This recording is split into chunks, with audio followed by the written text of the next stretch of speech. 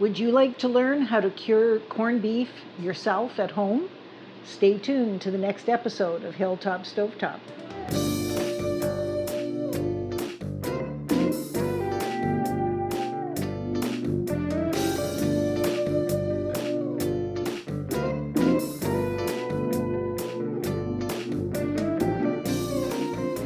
Hello and welcome back to Hilltop Stovetop, the show where we're teaching you how to make great meals in an ordinary kitchen.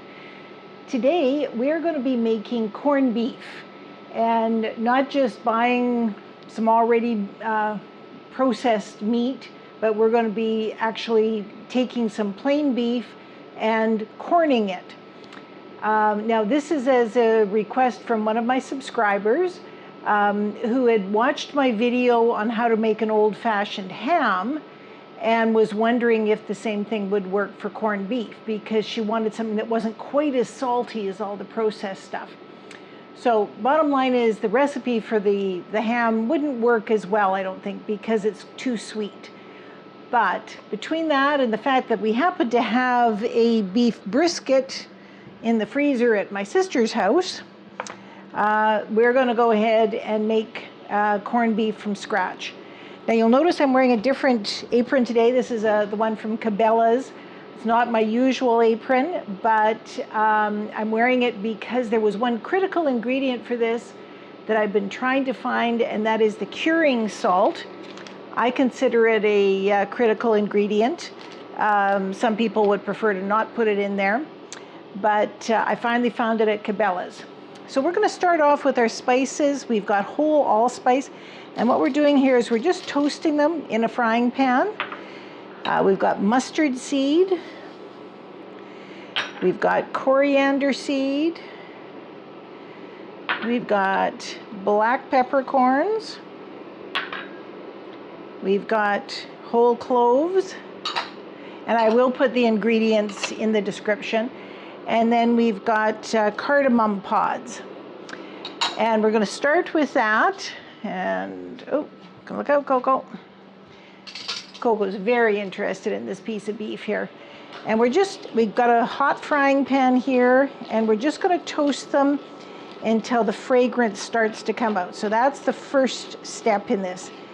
Now, you can buy pickling spices already mixed together, but this is the one that I'm working with, this recipe that I'm working at. And right away you can smell the coriander gets a little toasty, and we got to be careful we don't burn any of this stuff. But you'll notice right away the fragrance starts to come out from this these spices. And if we don't warm them up first, it still works, but it's not as intense a flavor.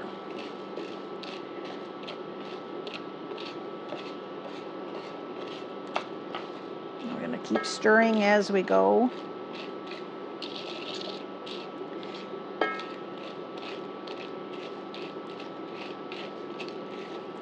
Now the cardamom, you notice I've got the dried cardamom. You can also get green cardamom, which is used a lot in East Indian cooking.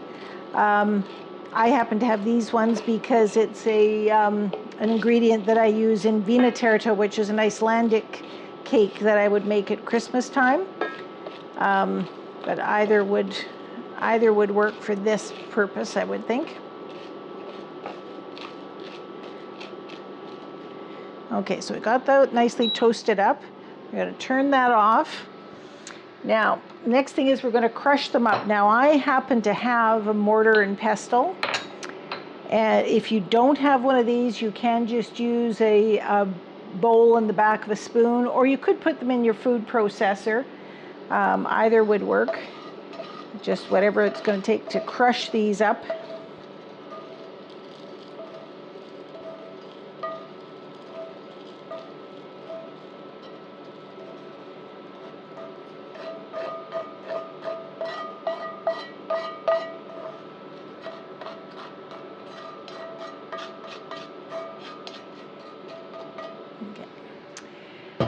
while we're crushing that, I'm going to take a gallon of water and put that on the stove to start to get to a boiling point. So while that is boiling, we're going to take this and just smash that up. You do kind of have to, it's hard for the camera to see it. Move a few things out of the way here. And my mortar and pestle is kind of on the small side. But if we don't keep it covered up, as you can see, things are kind of spraying out all over the place.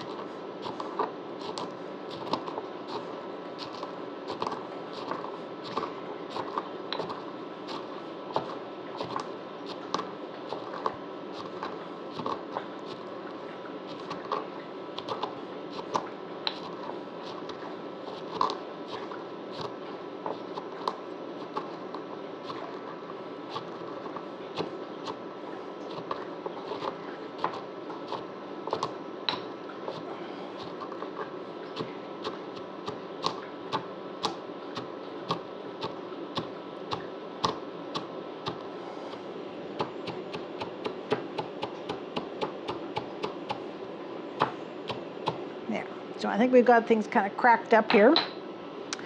Now what we're going to do is we're getting this water boiled.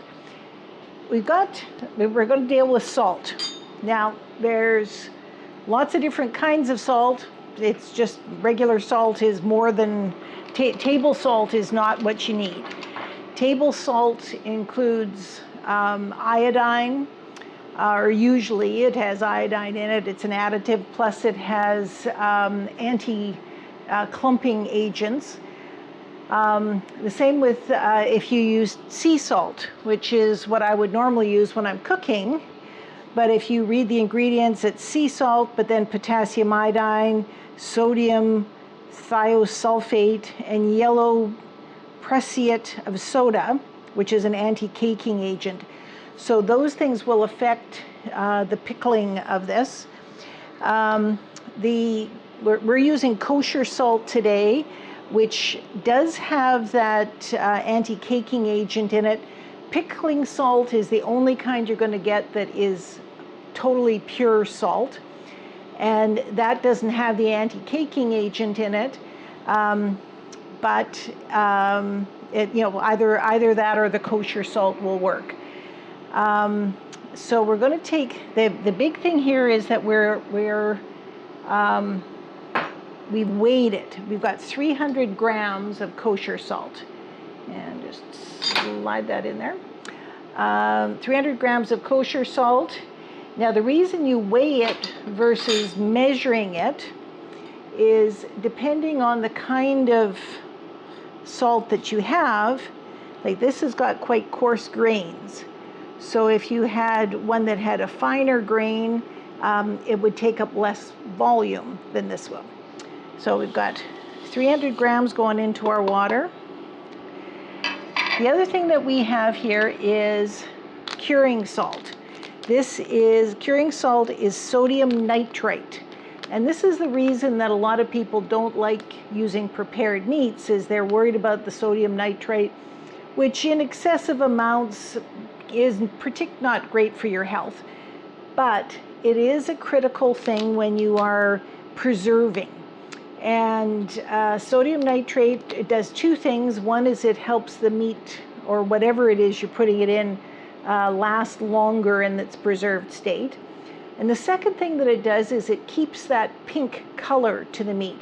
So when you buy a ham or bacon or something at the store, or corned beef at the store, even when you cook it, it still stays pink. And the reason it does is because of sodium nitrite.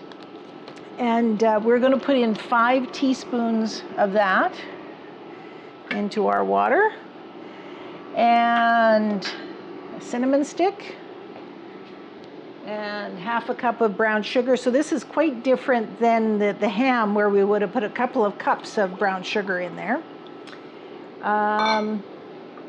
We've got some ground ginger, and we've got some bay leaves. Now remember, bay leaves add not just flavor, but they also add to the tenderizing process. So we're going to crumble those up just a bit. And then we're going to take part of these spices that we have toasted. We're going to put part of them in now, and then we'll set the other half of it aside so that when we're ready to cook the actual meat, that we'll put the rest of it in there. So now we're going to stir this up until the salt and the sugar have totally dissolved. And then we let it cool to room temperature, and then we're going to put the meat into it. And this is where, to do this process, it's going to take about 5 days. So once we get this brine cooled down, we'll put the meat into it, and then we put it into the fridge, and we put it in a sealed container. Make sure that you have either a glass container or I'm actually going to seal it in a plastic bag, and then every day go into the fridge and turn it over, because you want to make sure that the meat is totally submerged. If you do put it in a glass container with the brine on it, put a weight on top of it like a plate or something.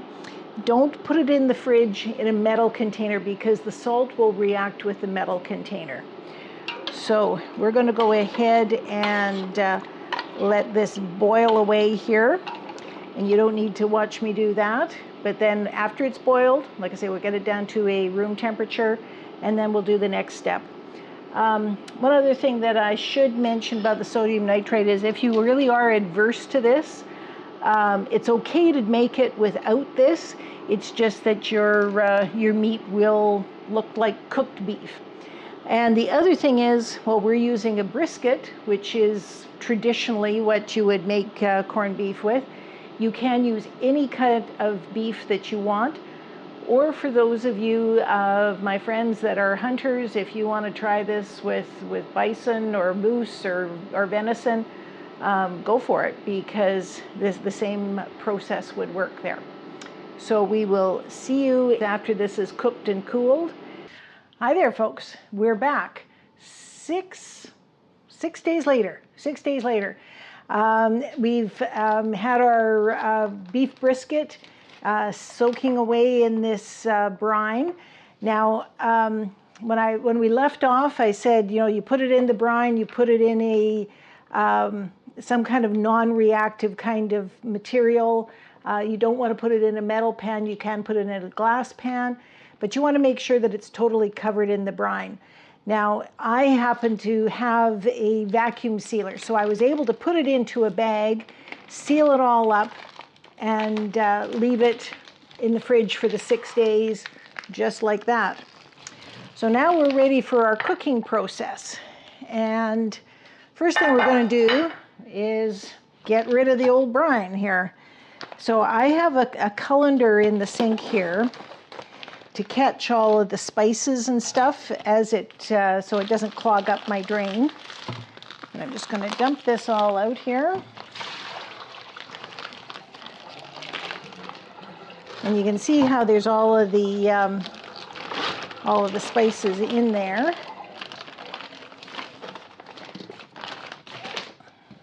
So even though this has been in there for 6 days in the fridge, it still has that nice pink color, and that's because of that curing salt that we were working with.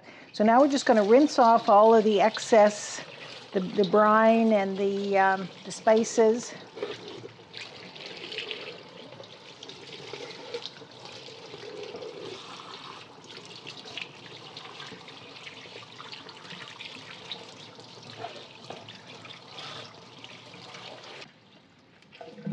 Kind of hard to do that and not be all splashy. Okay, now time to cook this.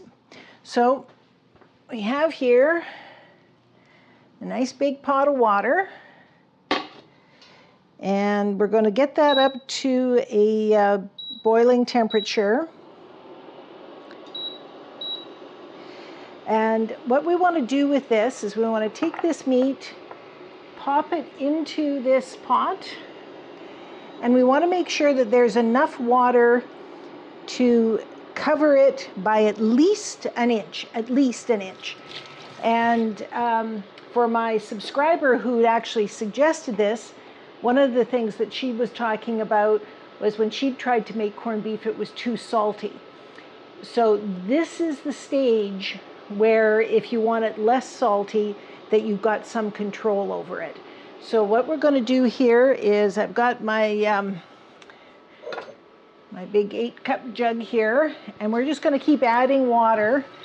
Now the minimum is an inch over top of it, because this is going to be simmering for several hours, and there will be a certain amount of evaporation happen, so you want extra.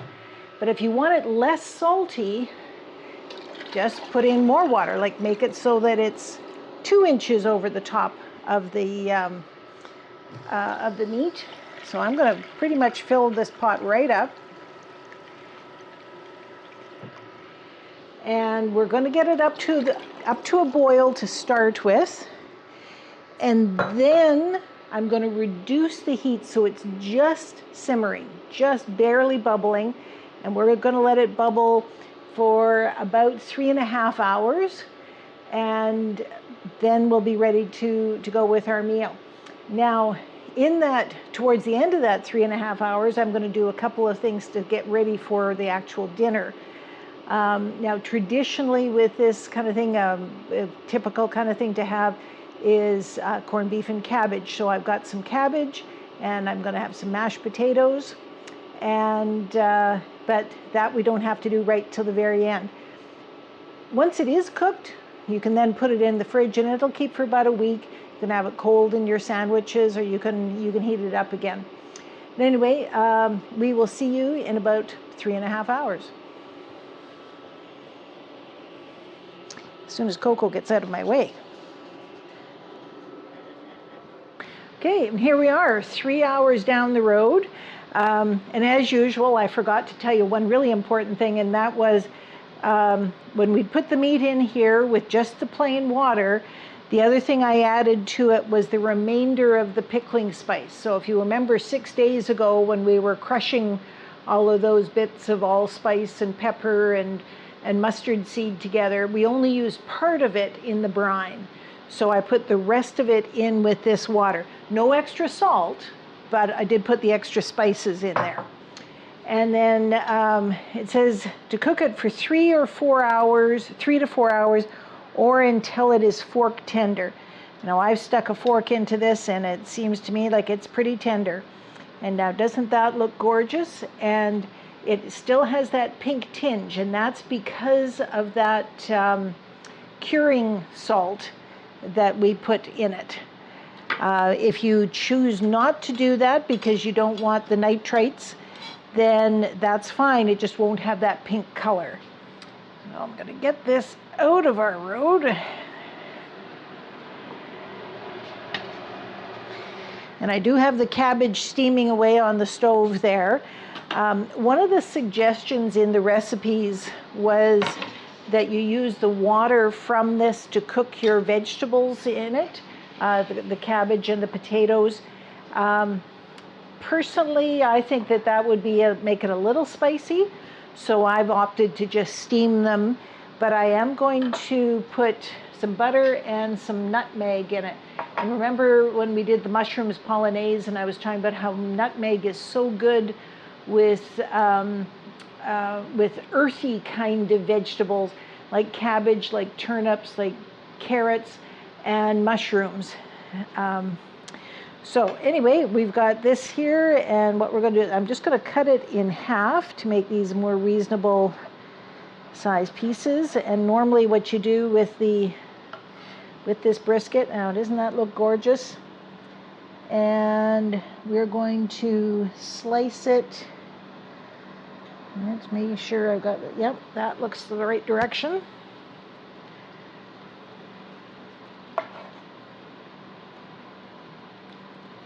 That looks amazing. It smells amazing. Now let's just have a little taste here. Ooh, it is very hot. I should warn you about that when you take it out of boiling water.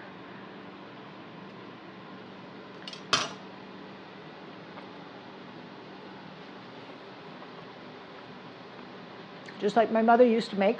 And not too salty. And so that's the difference when you make it yourself, is you can control that kind of salty flavor.